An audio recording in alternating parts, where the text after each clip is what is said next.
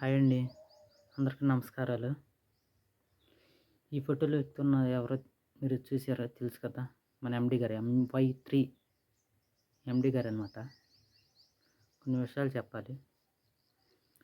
చెప్పే ముందు ఈ వీడియో చూసే ముందు నా ఛానల్‌ని సబ్స్క్రైబ్ చేసుకోండి. లైక్ చేయండి. సబ్స్క్రైబ్ చేసుకోండి. ఇటువంటియి నా ఛానల్‌లోకి వెళ్లి చూడండి. ఇటువంటి వీడియోలు చాలా పెడతాననమాట. ప్రతి వీడియో పెడతాననమాట. చూడండి, సబ్స్క్రైబ్ చేసుకోండి ప్లీజ్. ఓకే. స్టార్ట్ చేద్దాం అనమాట. MY3 యాడ్స్ ఎండీ గారు కట్టిన ప్రతి సభ్యులు, అంటే మోసపోయిన ప్రతి సభ్యులు, నాతో సహా, నేను కూడా అండి, నాతో సహానే, అందరికీ నా ధన్యవాదాలు. త్వరలోనే ఆదివారం నాడు మీటింగ్ ఉందన్నారు తిరుపతిలో. వెళ్దాం, అందరం వెళ్దాం. వెళ్ళి ప్రతి విషయం ఏంటంటే, ఇప్పుడు దాకా వచ్చాం, ఇంకా 2 నెలలు ఉంది, 3 నెలలు ఉంది, నెల ఉంది అన్న అవకాశం వాళ్ళకి ఇవ్వకూడదు. ఇవ్వకుండా ఉండాలి. ఏం చెప్తారో చూద్దాం. ఆ అవకాశం ఇచ్చారా ఇంకా మోసపోయినట్టు. దాదాపు మనకి 2024 ఫిబ్రవరి లాస్ట్ నుంచి 2025 ఫిబ్రవరి వచ్చేసింది, సంవత్సరం అయింది. ఇప్పుడు అందరూ బెయిల్కి వెళ్ళారు, పిటిషన్ పెట్టుకున్నారు, బెయిల్ వచ్చేసింది, అందరూ బయటకు వచ్చేసారు. ఇంకా ప్రాపర్టీ ఒకటి రావాలి అని చెబుతారు. వచ్చిన ప్రయోజనం ఏం లేదు. ఎందుకంటే రన్ చేసేవాళ్ళు అయితే యాప్ ముందే రన్ చేసేవాళ్ళు. వ్యాపారం కంటిన్యూగా రన్ చేసుకుంటూ ఉంటే మనుషులకు అంత నమ్మకం అన్న ఉండేది. ఇప్పుడు ఆ నమ్మకం కూడా పోయింది. యాప్ లేదు, అమౌంట్ లేదు. ఇప్పుడు మొత్తం ఎండీ గారు, డైరెక్టర్లు మొత్తం బయటకు వచ్చారు. అయినా సరే ఏమీ మనకి మాట్లాడే అవకాశం లేదంటున్నారు. ఇప్పుడు ప్రాపర్టీ కూడా రావాలి. ప్రాపర్టీ వచ్చిందంటే ఇంకా వాళ్ళకి ఇంకా మన డబ్బంతా వాళ్ళ చేతిలోకి వెళ్ళిపోయినట్టే. చేస్తారో తీరో కూడా తెలవదు. అందుకని వచ్చిన అవకాశం బాగుంటుంది. ప్రతి ఒక్కరు ఏం అడగాలో అది అడిగేద్దాం తిరుపతిలో. అవకాశం అయితే ఇవ్వద్దు వాళ్ళకి. చూద్దాం. ఎందుకంటే ఫస్ట్ టైంలో ఏమన్నారు,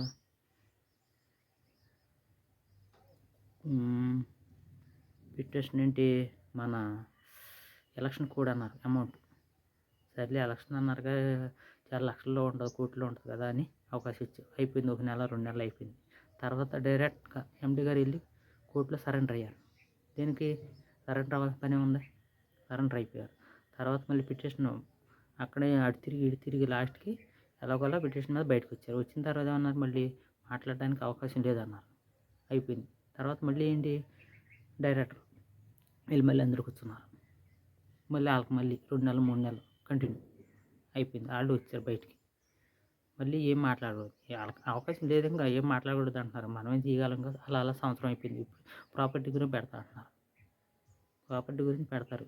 ఎంతవరకు పెడతారు, ఎప్పుడు వచ్చిద్ది, ఏంటి, తీసుకున్న పరిస్థితి ఏంటి, తింటాకి తిండి లేకపోయినా సరే, ఉంటాకి ఇంటాకి ఏమి లేకపోయినా సరే ఏదో ఒక రూపాయి వస్తుందని కట్టారు.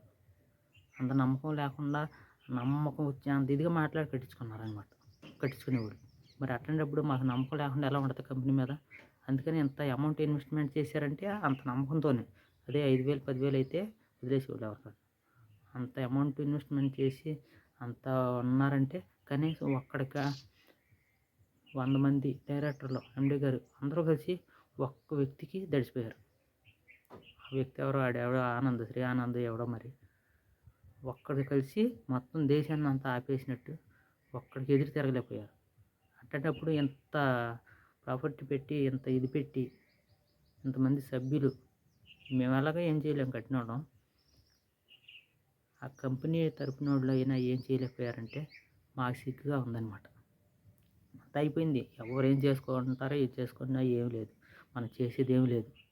ఎందుకంటే చచ్చిపోని ఇంకా చంపలేరు. ఎట్టగో మేము మా మిత్ర సభ్యులందరూ చచ్చిపోయి ఉన్నవాళ్ళే, కట్టి డబ్బులు రానోళ్ళు అంతా.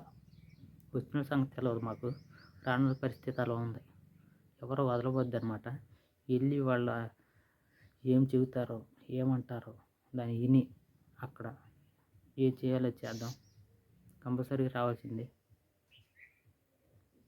మళ్ళీ వచ్చిన తర్వాత వెళ్ళి తర్వాత చూద్దాము అన్నారా, ఇంకా ఆశలు వదిలేసుకుంటాం అనమాట. ఎందుకంటే ఒక్కసారి కూడా పేమెంట్ పడినప్పుడు మనం ఏం చేయగలం, ఏం చూడగలం, మనం ఏమి చేయలేం. అది కాకుండా మనకి యాప్ కూడా రన్నింగ్లో లేదు. రన్నింగ్లో ఉంటే కొత్త మనకే కంపెనీ మీద ఉండేది. ఓకేనండి. ఈ వీడియోలు పెడితే సబ్స్క్రైబ్ చేసుకోండి ప్లీజ్. Okay, thank you.